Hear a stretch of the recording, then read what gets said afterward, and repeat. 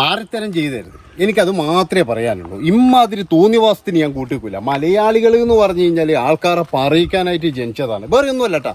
അതായത് വയനാട് ദുരന്തം നമുക്ക് എല്ലാവർക്കും അറിയാവുന്നതാണ്. അതുപോലെ തന്നെ മാതാപിതാക്കളെയും വീടും അതുപോലെ തന്നെ പിന്നെ വിവാഹം കഴിക്കാൻ പോകുന്ന ചെറുക്കനെയും എല്ലാം നഷ്ടപ്പെട്ട് ഒരു യുവതിയുണ്ട്, ശ്രുതി എന്നാണ് പേര്, നമുക്ക് എല്ലാവർക്കും അറിയാം. അപ്പോഴൊക്കെ എല്ലാവരും പറഞ്ഞു ശ്രുതിനെ സർക്കാർ സംരക്ഷിക്കണം, ശ്രുതിക്ക് ജോലി കൊടുക്കണം, ശ്രുതിനെ എല്ലാവരും ഏറ്റെടുക്കണം എന്നൊക്കെ പറഞ്ഞ് പിന്നീട് എന്ന് പറഞ്ഞാൽ ശ്രുതിയുടെ വീട്ടിൻ്റെ പിന്നെ കുറ്റിയിടലിന് വന്ന അന്ന് തുടങ്ങിയ ഒരു സൈബർ അറ്റാക്കാണ്. അതായത് ശ്രുതിക്ക് മാത്രം മതിയോ ജോലി, വേറെ ആയിരിക്കും വേണ്ടേ ജോലി, വേറെ എല്ലാവർക്കും വേണ്ടേ ജോലി എന്നൊക്കെ പറഞ്ഞിട്ടുള്ള സൈബർ അറ്റാക്കുകൾ നമ്മൾ ഒരുപാട് പേര് ഇവിടെ പിന്നെ ടെസ്റ്റ് ചെയ്ത് കാത്തിരിക്കുന്നുണ്ട്, ഞങ്ങൾക്കൊന്നും ജോലി കിട്ടുന്നില്ല എന്നൊക്കെ പറഞ്ഞിട്ട്. ഇന്നലെ ഇപ്പോൾ ശ്രുതിക്ക് മറ്റേ ഇതിൻ്റെ അകത്ത്, അതായത് റവന്യൂ വകുപ്പിലാണ് നിയമനം നൽകുന്നത്. ഇത് കേട്ടപ്പോൾ മുതൽ മലയാളികൾക്ക് വീണ്ടും ഇങ്ങനെ ചൊറിച്ചിലിളാൻ തുടങ്ങി, നല്ല രീതിയിൽ ചൊറിയുന്നുണ്ട്. എന്താണെന്ന് വെച്ചാൽ ശ്രുതിക്ക് മാത്രം പോരാ ജോലി, ശ്രുതിനെ ഞങ്ങൾ സപ്പോർട്ട് ചെയ്യുന്നില്ല. അല്ലടോ, നിങ്ങൾക്കൊന്നും വേറെ ഒരു ജോലിയില്ലേ? അതായത് നിങ്ങൾക്ക് ജോലി വേണമെന്നുണ്ടെങ്കിൽ നിങ്ങൾ ശ്രമിക്കുക. അല്ലാതെ ഈ അലാക്കിൻ്റെ അവിലും കഞ്ഞി ഇവിടെ വന്നിട്ട് ഈ കമൻറ്റ് കൂട്ട് എന്താ പറയേണ്ടത്? വെറും വൃത്തികെട്ട ചില മലയാളികളുണ്ട്, വൃത്തികെട്ട ടീമുകൾ. ഒരുത്തം പോലും നന്നാകുന്ന കണ്ടുകൂടാത്ത കുറേ ടീമുകൾ നമ്മുടെ നാട്ടിലുണ്ട്. ഇങ്ങനെയുള്ള ടീമുകളാണ് ഈ ശ്രുതിയെ കുറ്റം പറയുന്നതെന്ന് ഞാൻ പറയുള്ളൂ. അല്ലാതെ ഒരിക്കലും നല്ല ആൾക്കാരൊന്നും പറയുന്നില്ല. പാവങ്ങൾ എങ്ങനെയും അത് ജീവിച്ചോട്ടെ, അതിന് അച്ഛനും ഇല്ല, അമ്മയും ഇല്ല, സഹോദരനും ഇല്ല. അതായത് ഈ കെട്ടാൻ പോകുന്ന ആ ചെറുക്കനും പോയി അവിടുന്ന് ആകെ ഒരു വല്ലാത്ത പിടിച്ചൊരു അവസ്ഥയിലാണ്. അപ്പം അങ്ങനെയുള്ള ഒരു അവസ്ഥയിൽ പറയുകയാണ് ശ്രുതി ചിരിക്കുന്നു, ശ്രുതി കരയുന്നില്ല, ശ്രുതി ചിരിക്കുന്നു എന്നൊക്കെ പറഞ്ഞിട്ട് പിന്നെ കുഴപ്പം. ഇവിടെ ഒരു മനുഷ്യന്മാരിങ്ങനെ കരഞ്ഞുകൊണ്ടിരിക്കാൻ പറ്റുമോ? അതുമാത്രവുമല്ല, കരഞ്ഞ് ചിലപ്പോൾ കണ്ണീര് പറ്റിപ്പോയിട്ടുണ്ടാവും. ഇതാരും കാണാത്തോണ്ടായിരിക്കും. ആരുമില്ല ഇനി ആര് എന്നുള്ള ആ ദുഃഖത്തിൽ കരഞ്ഞ് കണ്ണീര് പറ്റിപ്പോയിട്ടുണ്ടാകും. ഇല്ലെങ്കിൽ ഇങ്ങനെയുള്ളവരെയൊക്കെ കണ്ട്, അതായത് വയനാട് ദുരന്തം നടക്കുമ്പോൾ നമുക്ക് എല്ലാവർക്കും അറിയാം, അവിടെ സമാധാനിപ്പിക്കാൻ വേണ്ടിയിട്ട് ആരുമില്ലായിരുന്നു. എല്ലാ വീട്ടിൽ നിന്നും ഓരോ ആൾക്കാരെങ്കിലും പോയവരാണ്. അപ്പം പരസ്പരം അതിങ്ങനെ അവരുടെ മനസ്സങ്ങനെ കല്ലായി മാറിയിട്ടുണ്ടാകാം. അതും അപ്പോഴും ശ്രുതിക്ക് സന്തോഷമാണ്, ശ്രുതി മിണ്ടുന്നില്ല, ശ്രുതി ചിരിക്കുന്നു. ഓ എന്തൊരു ചിരിയാണ്. ഇങ്ങനെയൊക്കെയാണ് മലയാളികൾ പറയുന്നത്. നിങ്ങളൊരു കാര്യം ആലോചിച്ചിട്ടുണ്ടോ? അതായത് ഒരു സുപ്രഭാതത്തിൽ നമ്മൾ ഇന്നലെ രാത്രി വരെ ഫോൺ ചെയ്ത് സംസാരിച്ചിരുന്ന അച്ഛനും അമ്മയും അനുജത്തിയും കുടുംബക്കാരും ബന്ധുക്കളും ഒരു രാത്രി കൊണ്ട് പോവാന്ന് പറഞ്ഞു കഴിഞ്ഞാൽ അവിടെ എവിടെയാണോ കരഞ്ഞിരിക്കാനുള്ള സമയം? എവിടെയെങ്കിലും കരയാൻ പറ്റുമോ? ആർക്കെങ്കിലും അങ്ങനെ കരയാൻ പറ്റുമോ? ഒരിക്കലും കരയാൻ പറ്റൂല. മനസ്സ് മരവിച്ചു പോയിട്ടുണ്ടാകും. അപ്പോഴല്ലേ സഹായത്തിന് ഇതുപോലെയുള്ള ഗവൺമെൻറ്റുകൾ, അതായത് ചേർത്ത് നിർത്തുക, ജോലിയാണെങ്കിൽ ജോലി കൊടുക്കുക. വർഷങ്ങൾക്ക് മുമ്പ് രസമുണ്ടായിരുന്നു. അതെന്താണെന്ന് വെച്ചാൽ രസമല്ല കേട്ടോ. ഇത് വർഷങ്ങൾക്ക് മുമ്പ് ഈ പിന്നെ കാസർഗോഡ് ഒരു കുടുംബത്തിലെ 5 പേര് ഈ പിന്നെ ഇതുപോലെ ഒരു പാറ വന്ന് പിന്നെ വീടിൻ്റെ മുകളിലേക്ക് വീണതാണ്. അന്ന് അത് പിന്നെ അവർ മരിച്ചു, 5 പേര് മരിച്ചു. അതിലൊരു കുട്ടി മാത്രം ബാക്കിയായി. ആ ഒരു കുട്ടീനെ അപ്പോൾ തന്നെ എന്ന് പറഞ്ഞാൽ കെ കരുണാകരനാണ് അന്ന് ഭരിക്കുന്നത്. അദ്ദേഹം അതായത് ഗവൺമെൻറ് ദത്തെടുക്കുക ചെയ്തത്. അതിനുശേഷം ഗവൺമെൻറ് പിന്നെ പഠിപ്പിക്കുന്നത്, ഗവൺമെൻറ് വീട് വെച്ച് കൊടുത്തു, ഗവൺമെൻറ് ജോലി കൊടുത്തു, ഗവൺമെൻറ് പൈസ കൊടുത്തു, ഇതൊക്കെ കൊടുത്തു. അതെന്ന് പറയുന്നത് എന്താ വെച്ചാൽ ഒരു സഹായമാണത്. അതായത് ഒറ്റപ്പെട്ടു പോയവർ ചേർത്ത് നിർത്തുക എന്നുള്ളത് ഗവൺമെൻറ്റിൻ്റെ ഒരു പദ്ധതിയാണ്. അങ്ങനെയുള്ള ആർജവമുള്ള ഒരുപാട് നേതാക്കന്മാർ നമ്മളെ ഇതിലുണ്ട്. വെറും രാഷ്ട്രീയവും അതുപോലെ തന്നെ മതവും ജാതിയും പറഞ്ഞ് നടക്കുന്ന കുറേ വിവരം കെട്ട നാരികളുണ്ട് നമ്മുടെ നാട്ടിൽ. ഈറ്റങ്ങൾക്ക് എന്ത് കിട്ടിക്കഴിഞ്ഞാലും രാഷ്ട്രീയമാണ്. അത് കഴിഞ്ഞ് വേണ്ടത് മതമാണ്. ഇത് വിറ്റ് ജീവിക്കുക. ഈ മതത്തിന് മതം എന്ന് പറഞ്ഞിട്ട് ആരാണ് ശ്രുതി? ഏത് മതക്കാരിയാണ്? ഹിന്ദുവാണോ ക്രിസ്ത്യനാണോ മുസ്ലിമാണോ എന്ന് നോക്കി നടക്കുന്ന ഒരു വിഭാഗം, ഒരു തരം താഴ്ന്ന കുറേ ജനങ്ങളുണ്ട്. ഇവന്മാരോട് എനിക്ക് പറയാനുള്ളത്, നിങ്ങൾ ഈ വിഷം ഇനിയെങ്കിലും ഇറക്കി വെക്ക്. അതായത് ഇമ്മാതിരി തുപ്പിക്കൊണ്ടിരിക്കില്ല. കാളകൂടെ വിഷമാണ് ഇവന്മാർ തുപ്പിക്കൊണ്ടിരിക്കുന്നത്. ഓരോ ദിവസവും ഇവന്മാർ തുപ്പുന്നത് കാളകൂടെ വിഷമാണ്. ഈ അമുക്കുകൾക്ക് ഒരു പണിയില്ല. ഈ കമൻ്റ് ഇടുന്ന ഈ അമുക്കുകൾക്ക് ഒരു പണിയില്ലാതെ ഇവന്മാരിങ്ങനെ 24 മണിക്കൂറും ഫേസ്ബുക്കിൽ. ഇന്ന് ശ്രുതിക്ക് ജോലി കിട്ടിയതിൻ്റെ പ്രശ്നമാണ് ഇവർക്കെല്ലാം. കുറേ ദിവസം മുമ്പ് ഇവരെന്താ പറഞ്ഞറിയാം, പിണറായി കൊടുക്കണം ജോലി എന്ന് പറഞ്ഞു. ഇന്നെന്താ പറയുന്നത്? ജോലി കൊടുക്കാൻ പാടില്ല എന്ന്. എന്തൊരു മനുഷ്യന്മാരാണോ ഇത്? ജോലി കൊടുത്താലും പ്രശ്നം, കൊടുത്തില്ലെങ്കിലും പ്രശ്നം. എന്തൊക്കെയായാലും ഗവൺമെൻറ് അവരെ പിന്നെ ചേർത്ത് നിർത്തുന്നില്ല. അതൊരു വലിയ കാര്യം തന്നെയാണ്.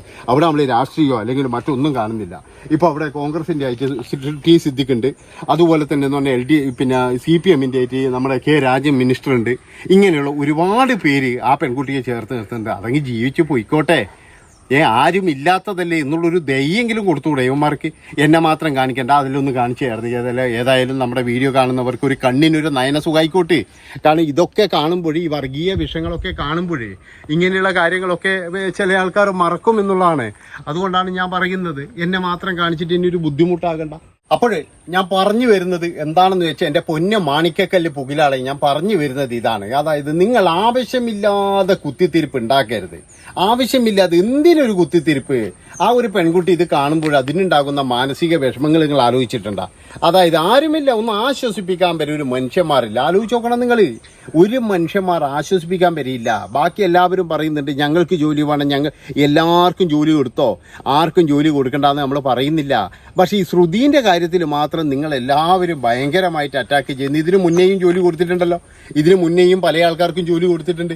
ആരുമില്ലാത്തവരെ ചേർത്ത് നിർത്തുക എന്നുള്ളത് ഒരു മനസാക്ഷിയാണ്. അല്ലാതെ അവരെ തള്ളി താഴെ ഇടുവല്ല വേണ്ടത്. ഇപ്പൊ നിങ്ങളൊക്കെ പറയുന്നത് ശ്രുതിക്ക് നഷ്ടപരിഹാരം കിട്ടിയിട്ടില്ലേ, ശ്രുതിക്ക് കുറേ ലക്ഷങ്ങൾ കിട്ടിയില്ലേ? കിട്ടിയിട്ടുണ്ടാകൂടോ. അതൊക്കെ കൊണ്ട് ഒരു മനുഷ്യൻ ജീവിക്കുമ്പോൾ അവർക്ക് ഒരുപാട് ബുദ്ധിമുട്ടുകൾ ഉണ്ടാകും. ഇപ്പോഴും നമ്മൾ വിചാരിക്കുന്ന പോലെ അവർക്ക് നാളെ തന്നെ ഒരു ജോലിക്കൊന്നും പോകാൻ കഴിയില്ല. ഇനി എത്ര കാലം കിടക്കണമെന്ന് അറിയില്ല. ഇപ്പൊ ആക്സിഡന്റിന് ശേഷം എന്ന് പറഞ്ഞാൽ കുറേ കാലം ഇനി കിടക്കേണ്ടിയിരുന്നാ പറയുന്നത്. അപ്പൊ അങ്ങനെ കിടന്ന് ഒരുപാട് നാൾ കഴിഞ്ഞ് ഒരു ജോലിക്കൊക്കെ പോകുമ്പോഴേ അവർക്ക് കഴിയില്ല. അതുകൊണ്ടാണ് ഇതുപോലെയുള്ള നിയമനങ്ങൾ കൊടുത്ത് ഗവൺമെന്റ് തന്നെ ഒരു സപ്പോർട്ട് ചെയ്യുന്നത്. ഇത് ആദ്യത്തെ പ്രശ്നമൊന്നുമല്ല. വയനാട് ഇത്രയും വലിയൊരു ദുരന്തം നടന്നിട്ട് അത് നമ്മളെല്ലാവരും ഒറ്റക്കെട്ടായി നേരിട്ടു. അവർക്ക് വേണ്ട സഹായങ്ങൾ ചെയ്തു. നമ്മളെല്ലാവരും കയ്യും മെയ്യും മറന്ന് പ്രവർത്തിച്ചവരാണ് എല്ലാവരും. അതെ, ഒരാൾ പോലും ഇല്ല. അവിടെ മതവുമില്ല, ജാതിയില്ല, ഒന്നുമില്ല. അന്ന് മതവർഗീയവാദികൾ ഒരു 3 എണ്ണം ഉണ്ടായിരുന്നു, 3 വേഷങ്ങളെ. അതെന്ന് പറഞ്ഞാൽ ഏതോ ചാനലിൽ ഇരുന്നിട്ട് ഇങ്ങനെ എന്നാ പറയേണ്ടത് തുപ്പിക്കൊണ്ടിരിക്കുന്നുണ്ടായിരുന്നു. ആ വേഷങ്ങളൊക്കെ നമ്മളിങ്ങനെ വേരോടുകൂടി പിഴുതിട്ട് ഇങ്ങനെ എറിഞ്ഞു കളഞ്ഞായിരുന്നു. കാരണം ഇങ്ങനെയുള്ള കുറേ വിഷജന്തുക്കൾ നമ്മുടെ നാട്ടിലുണ്ട്. ഇവരെ സപ്പോർട്ട് ചെയ്തിട്ട് കുറേ ടീമുകൾ പറയും. ഇവരാണ് വന്നിട്ട് ഇതുപോലെയുള്ള നാറിത്തരങ്ങൾ കമന്റ് ചെയ്യുന്നത്. ഒരിക്കലും ചെയ്യാൻ പാടില്ലാത്ത കാര്യമാണ്. അതായത് എന്തോ ആയിക്കോട്ടെ എന്ന് വെച്ചൂടെ? എന്തിനിങ്ങനെ ഈ പിന്നെന്താ പറയേണ്ടത്, നല്ല പാൽപ്പായസം വെച്ച് അതിൻ്റെ തുപ്പ് വാരിയിടുന്ന കുറേ ടീമുകളുണ്ട്. അങ്ങനെയുള്ള ടീമുകൾ, ഈ വിഷം തുപ്പി വർഗീയവാദികൾ, ഒരു പണിയില്ല. രാവിലെ മുതൽ ഈ ഏതെങ്കിലും ഒരു ചാനലിൻ്റെ മുന്നിലിരുന്നിട്ട് അവിടെ കസേരി ഇട്ടിരുന്നിട്ട് ഇങ്ങനെ കയ്യം കെട്ടിയിരുന്ന് പിന്നെ അങ്ങ് പറയലാണ് ശ്രുതിക്ക് ജോലി കൊടുത്തത് അത് ശരിയായിട്ടില്ല എന്നൊക്കെ പറഞ്ഞിട്ട്. അതിൻ്റെ ഇടയിൽ കമൻറ്റ് ശരിയാണ്, ഞങ്ങൾ ഉദ്യോഗാർത്ഥികൾ എന്ത് ചെയ്യും, ഞങ്ങൾ ഉദ്യോഗാർത്ഥികൾ ഇതുപോലെയാണ്. പിന്നെ മറ്റൊരു കാര്യം കൂടി ഞാൻ പറയട്ടെ, ഇതൊക്കെ പറയുമ്പോൾ എനിക്ക് പറയാതിരിക്കാൻ കഴിയില്ല. ഗവൺമെൻറ്റിൻ്റെ ഭാഗത്ത് ചെറിയ ചില മിസ്റ്റേക്കുകളുണ്ട്. അതായത് ഒരുപാട് പേര് എന്ന് പറഞ്ഞാൽ പിൻവാതിലൂടെ നിയമനം നടക്കുന്നുണ്ട്. പിന്നെയെന്ന് പറഞ്ഞു കഴിഞ്ഞാൽ ചില റാങ്ക് ലിസ്റ്റുകൾ തള്ളിപ്പോകുന്നുണ്ട്. അതായത് ഇന്ന് കേരളത്തിൽ എന്ന് പറഞ്ഞാൽ തൊഴിലില്ലായ്മ എന്ന് പറഞ്ഞു കഴിഞ്ഞാൽ ഒരു വലിയ പ്രശ്നം തന്നെയാണ്. അത് നമ്മൾ കണ്ണടക്കാനൊന്നും കഴിയുന്നില്ല. നമ്മളൊക്കെ എന്നാണ് ഇന്ന് എങ്ങനെയെങ്കിലും ഈ കേരളത്തിൽ നിന്നൊന്ന് രക്ഷപ്പെട്ട് വിദേശങ്ങളിൽ പോകാനാണ് എല്ലാവരും ശ്രമിക്കുന്നത്. ഇനി വിദേശങ്ങളിൽ ഒന്നും പോകണ്ട, വല്ല കർണാടകയിലോ തമിഴ്നാട്ടിലോ ഒക്കെ പോകാനാണ് എല്ലാവരും ശ്രമിക്കുന്നത്. എന്തുകൊണ്ടാണ്? ഇവിടെ അങ്ങ് ജോലി കിട്ടാനില്ല. ഇവിടെയാണെങ്കിൽ ഉള്ളതൊക്കെ എന്ന് പറഞ്ഞു കഴിഞ്ഞാൽ മറ്റേ രാഷ്ട്രീയക്കാർ ഇതാ 3 എണ്ണം അവന്, 3 എണ്ണം ഇവന്, 3 എണ്ണം അവന്, കഴിഞ്ഞു. വേറെ ആർക്കും കിട്ടൂല. ഈ മുമ്പിൽ കൊടിയെടുത്ത് നടക്കുന്നുണ്ട്, ഓന് കുറച്ച് ജോലി കിട്ടുമായിരുന്നു. അങ്ങനെ ആയിപ്പോയി നമ്മളെ ഈ എന്താ പറയുക നാട്. അതുകൊണ്ടാണ് ഈ ചില ആൾക്കാർ ഇതിനെതിരെ പ്രതികരിക്കുകയും ചെയ്യുന്നത്, അല്ലാതെ വേറെ ഒന്നുമല്ല.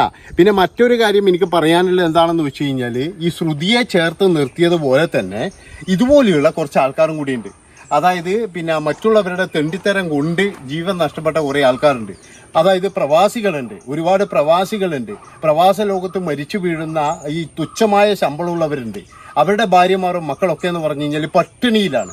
അവരെയും കൂടി ചേർത്ത് നിർത്തണം എന്നാണ് എനിക്ക് പറയാനുള്ളത്. അതായത് ഇതുപോലെ തന്നെ വിഷം തുപ്പികൾ ഉണ്ടാകും, വിഷം തുപ്പികൾ നമ്മൾ മൈൻഡ് ചെയ്യണ്ട. അപ്പോൾ ഇതും കൂടി സർക്കാർ ശ്രദ്ധിക്കണം. അല്ലാതെ ഇതൊരു മാത്രമായിട്ടുള്ള ഒരു ഇതും ചെയ്യാൻ പാടില്ല. ശ്രുതിയെ ചേർത്ത് നിർത്തിയതിൽ വളരെ നന്ദിയുണ്ട്.